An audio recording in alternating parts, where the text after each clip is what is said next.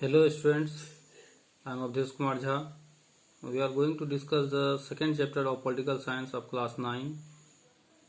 The title of the chapter is Electoral Politics. In the previous video, we have discussed about the need of elections, what makes an election democratic, and political competition. In this video, we are going to discuss system of election in India. Electoral constituency. In India, an area-based system of representation is followed where the country is divided into different areas for purpose of elections, and these areas are called electoral constituencies. Every voter who lives in that area, it means electoral constituency, votes for one representative. For Lok Sabha election, India is divided into 543 constituencies. The representatives elected from each constituency is called member of parliament or an MP. The representative elected from each constituency is called member of parliament or an MP. For Vidhan Sabha election, each state is divided into a specific number of assembly constituencies, and the elected representative of each assembly constituency is called the MLA or member of legislative assembly. Each parliamentary constituency has several assembly constituencies within it. The same principle applies for panchayat and municipal elections. Each village or town is divided into different wards that are like constituencies. Reserved constituencies. To ensure representation of every section of society, our constitution makers made provision of reserved constituencies. Reservation for SC and ST. SC scheduled castes and ST scheduled tribes. Some constituencies are reserved for people who belong to the scheduled castes and scheduled tribes. In a SC reserved constituency, only someone who belongs to the SCs can contest in the election, can stand for election. Similarly, only those belonging to the STs can contest an election from a constituency reserved for ST.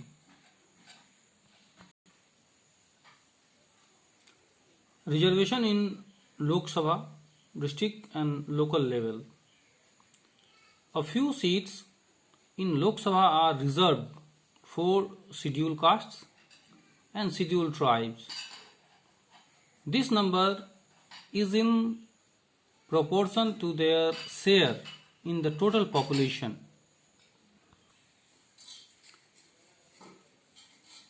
84 seats are reserved for SCs and 47 seats are reserved for STs in Lok Sabha.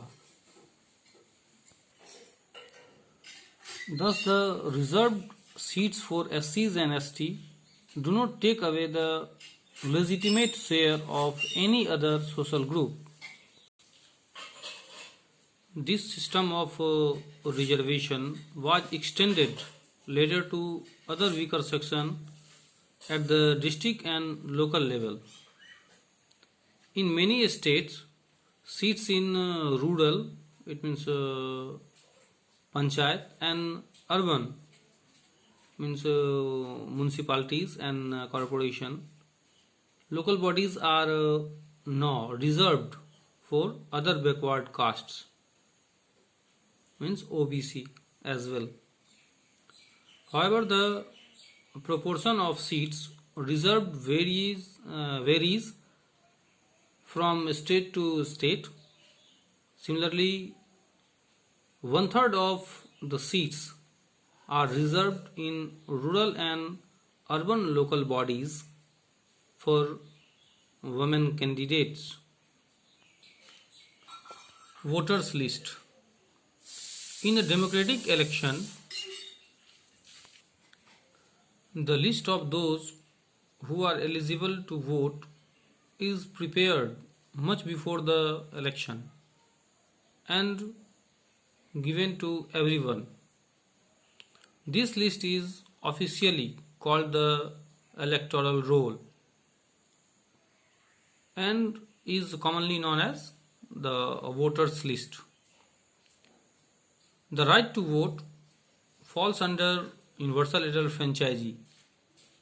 It means all the citizens aged 18 years and above can vote in an election regardless of his or her caste, religion and gender.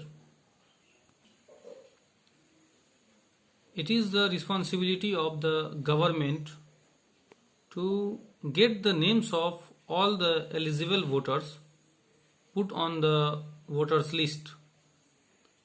As new person attain voting age, names are added to the voters list, and names of those who move out of a place or those who are dead are deleted.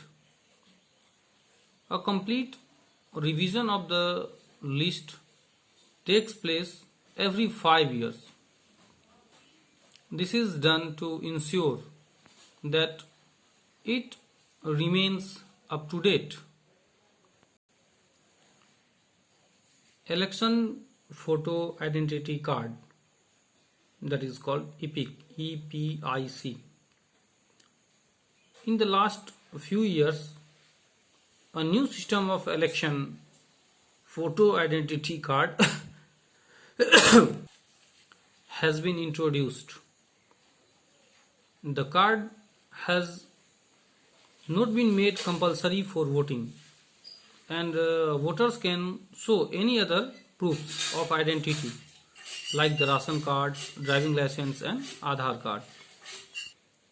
In the next video, we will discuss about nomination of candidates, election campaign,